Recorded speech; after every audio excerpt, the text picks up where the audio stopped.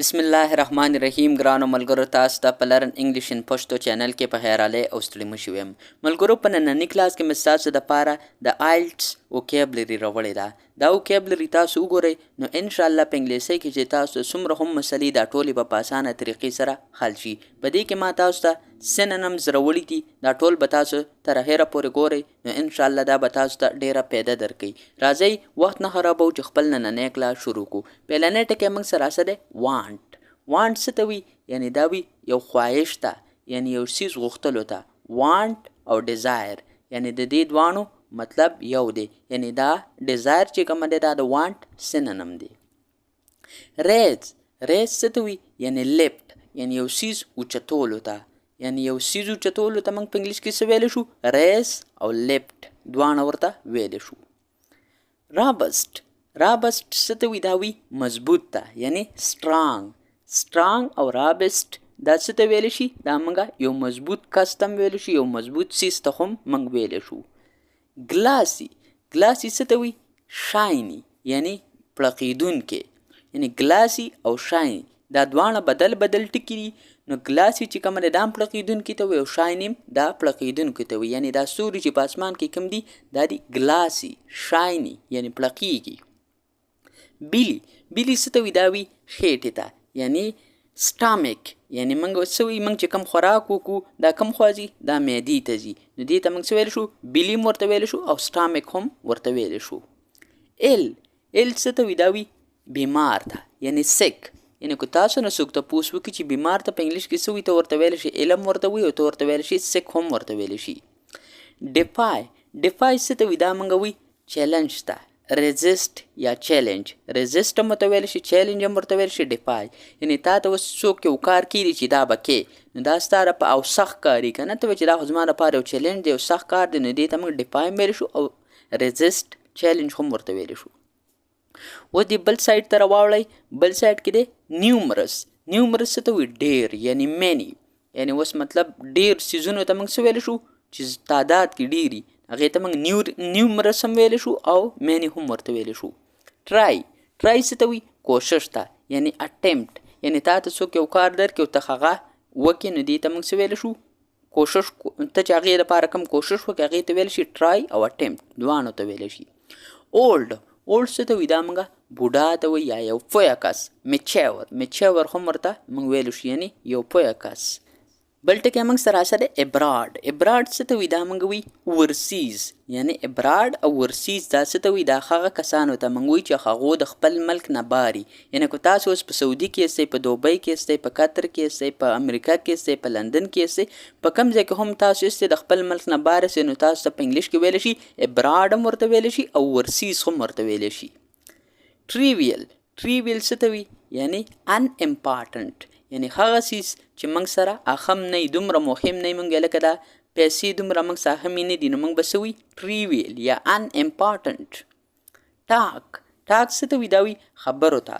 یعنی موږ چې کومې خبرې کوو دې ته موږ ویلی شو ټاک سپیک هم ورته ویلی شي یعنی ته چې کله یو خبره کوي پرسپشن څه ته ویلی شي پرسپشن وي انسایټ پرسپشن او انسایټ دا د یو کس نظر ته وي یعنی تا نه څوک تپوس وکړي چې دا څیز څنګه دی او ته ورته وایې چې دا ښه دی یا خراب دی نو دا چې کومه دی ستا پرسپشن شو دا ستا انسایټ شو نو دې ته موږ پرسپشن هم ویلی شو دې ته موږ انسایټ هم ویلی شو ارایو څه ته وي دا وي رارسېدلو ته یعنی ریچ یعنی ته د دې ځای نه اوس کابل ته ځي او مثال خبره ته چې هلته کله ورسې نو دا څه شو ارایو هم شو او دا مطلب ریچ هم شو شیور څه ته وي شیور موږ وي ټرمبل یعنی مطلب دا موږ څه ته ویلی شو دا موږ یو کس چې کله دغ کېږي مطلب رپي یعنی ستا یخني کېږي او ته چې کله اړچېږي شانته که نه نو دې ته موږ شور هم ویلی شو او ټرمبل هم ورته ویلی شو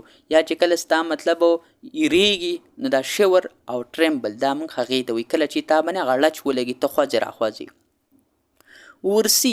ورسي څه ته وایي دا مطلب سپروایز یعنی د یو څیز نگرانی کول تا څوک یو څیز درکړي او تر هغې پالنه کوي نو دې ته موږ ورسي هم ویلی شو او سپروایز هم ورته ویلی شو هیزرډ څه ته وایي دا موږ خطرې ته وایي یعنی ډینجر یعنی هغه څیز چې هغې نه موږ ته خطرې نقصان وي ګرامبل څه ته ویلی شي؟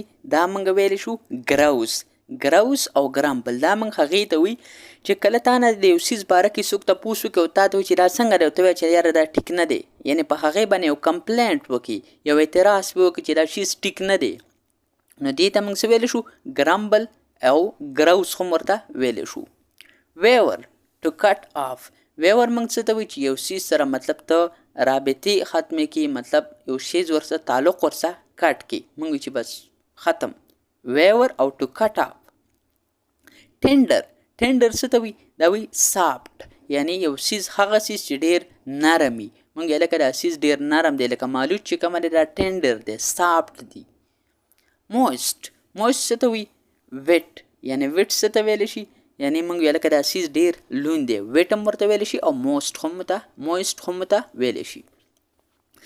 دې خوا سایډ ته راواړئ، موږ څه دی؟ ارنمنټ څه ته وي؟ دا موږ یو څیز سونې ته هم دا موږ ویلی شو، دا موږ ډیکوریشن ته هم ویلی شو. ډیکوریشن یعنی کله چې موږ یو څیز ښایسته جوړ کړي، یعنې ستا کمره ده که نه، هغه ښایسته تا جوړه کړي، ښایسته لایټونه دې پکې لګولي، ګلونه دې پکې جوړ کړي، نو دې ته موږ ارنمنټ هم ویلی شو او ډیکوریشن هم ورته ویلی شو.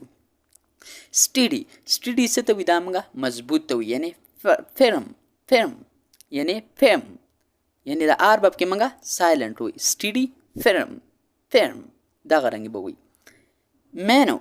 مینو څه ته وي؟ مینو یا نینو، یعنې دا موږ څه ته ویلی شو؟ ویری سمال، یعنې هغه څیز چې موږ سره ډېر وړوکی وي. ایکسټرا څه ته وي؟ زیاتی ته، یعنې ایډیشنل. تا له څوک پیسې درکړي د یو څیز دپاره چې دا ته خرج کا او تاسو پکې کمې زیاتي پاتې شي، نو دغې ته ایډیشنل هم ویلی شي، دغې ته ایکسټرا هم ویلی شي. امپیتیټیکلی څه ته وي؟ دا موږ فورسفولي، یعنې په یو کس باندې چې ته کله په زور باندې یو کار کوي، دې ته موږ امپیتیټیکلی هم وایي او فورسفولي هم ویلی شو. سسټین وي ټو ریمین، یعنې یو څیز چې باقي پاتې شي، یعنې ختم نه شي. بل ټکی موږ سره سره سلیم څه ته وي؟ دا موږ وي وړوکي ته. سینډر هم ورته ویلی شو، یعنې هغه څیز چې موږ سره ډېر زیات وړوکی. ایتیکل څه ته وي؟ دا موږ وي جنون ته، یعنې هغه څیز چې ډېر حقیقي. اوس تاله مطلب یو څوک یو رپورټ درکړي یا یو خبر درکړي چې هلکه دلته دا کار وشو، نو ته به وایې چې هلکه دا ایتیکل دی، دا جنون دی، دا خبر چې کومه دی دا موږ سره رښتیا دی. نو ایتیکل او جنون چې کومه دی د دې مینینګ موږ سره یو دی. د ایتیکل او جنون مطلب دا دی چې دا موږ خبر موږ سره کم دی، نو دا چې کومه دی شیشه دی ټیک دی. فلا څه ته ویلی شي؟ دا وی مسټیک ته یا غلطۍ ته، یعنی پلا او مسټیک، یعنی د دې دواړو مطلب یو دی.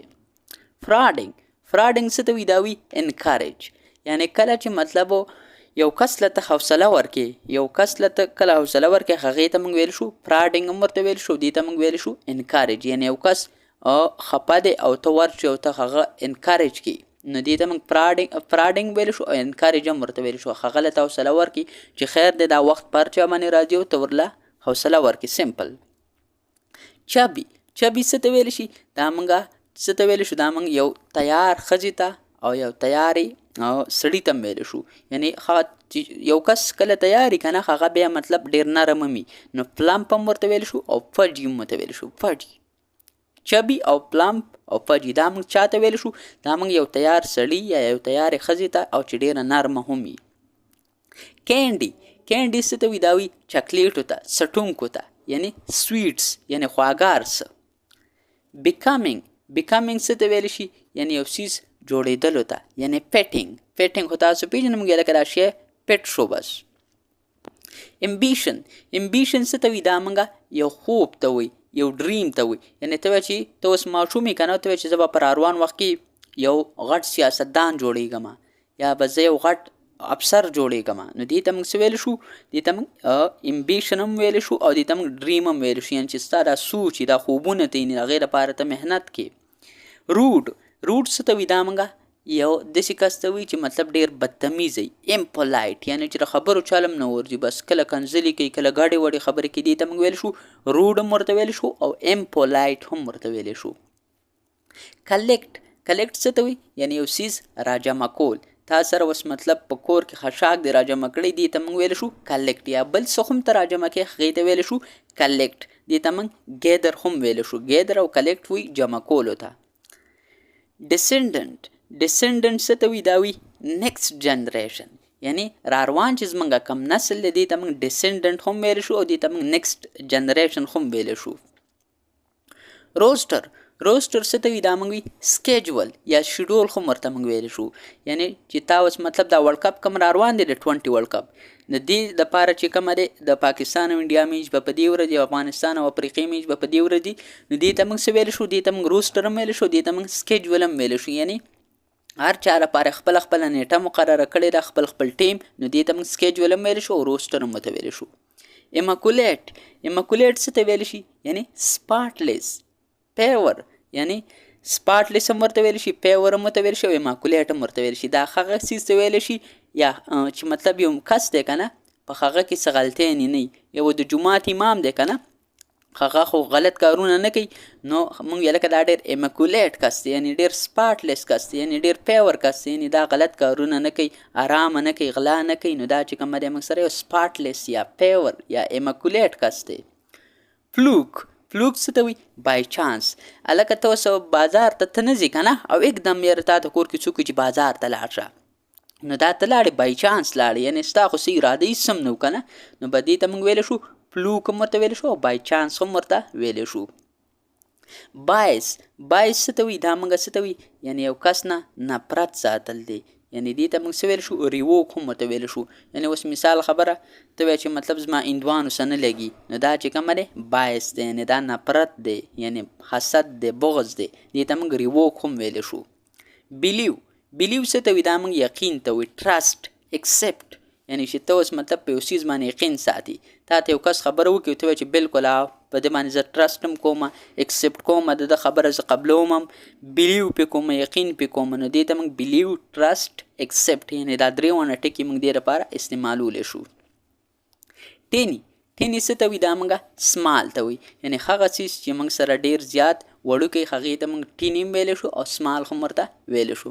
ټایني اوکې، ټایني او سمال، یعنی دا موږ څه ته ویلی شو؟ وړوکي څیز ته. میډ څه ته وي؟ دا موږ پاگل ته ویلی شو، یعنی هغه کس چې مطلب ډېر پاگل لیونی هغې ته موږ میډ هم ویلی شو، هغې ته موږ کریزي هم ویلی شو. نو ملګرو زه امید کوم چې د دې کلاس نه به تاسو ډېر څه زده کړي، که بیا هم تاسو ته څه مسله نو ما ته په کمنټ سیکشن کې کمنټ وکړئ. ملګرو انشاءالله په دې آیلټس وکیبلري باندې چې کومه دی پیل خو زه تاسو ته دا خو ویم دا کلاس سټارټ کې زه تاسو ته ځکه نه ویم چې بیا تاسو مطلب د کلاس نه به تښتئ، تاسو به تنګېږئ. آیلټس دې ته وي، دې ته آیلټس نه وي، دې ته وي آیلټس چې کومه دی دا د انسان کله چې تاسو دا کپړې واچوئ دې کې چې کوم یو قسم له بټنې لګېدلي تڼۍ چې ورته موږ وایي نو دې ته موږ آیلټس هغې ته وایي، دې ته موږ ویلی شو آیلټس. بله خبره دا ده ملګرو انشاءالله تاسو کې چې څوک هم د آیلټس اګزام ورکوي نو هغه بلکل ستاسو لپاره ما دا کلاس هم جوړ کړو، انشاءالله پر روان وخت کې به زه ستاسو لپاره نور هم کلاسونه جوړوم، نو تاسو کوشش دا وکړئ چې انشاءالله تاسو ما سره دا کلاسونه تر پایه پورې وګورئ. ستاسو صرف دې سره به ستاسو صرف آیلټس خو نه کور کېږي، ستاسو چې کوم څومره نور هم امتحانات دي یا تاسو نور هم څنګه انګلیسي سپیکینګ انګلیش زده کول غواړئ نو دا تاسو څه کولی شئ زما ویډیوګانې کتلی شئ او د دې نه به تاسو انشاءالله زده کړه کوئ او تاسو ته صرف یو دا ریکویسټ دی چې تاسو کلاس تر پایه پورې ګورئ نو انشاءالله بیا به تاسو ته هېڅ قسمه مسله نه وي. ملګرو نننی کلاس زموږ پای ته ورسېدو، اوس مالا اجازت راکئ، انشاءالله تاسو سره به په یو بل نوي کلاس کې ملاقات کیږي. چېرته چې هم اوسئ خوشحاله، آباد، بریالي، ژوندي او ګړندي اوسئ. د الله په امان.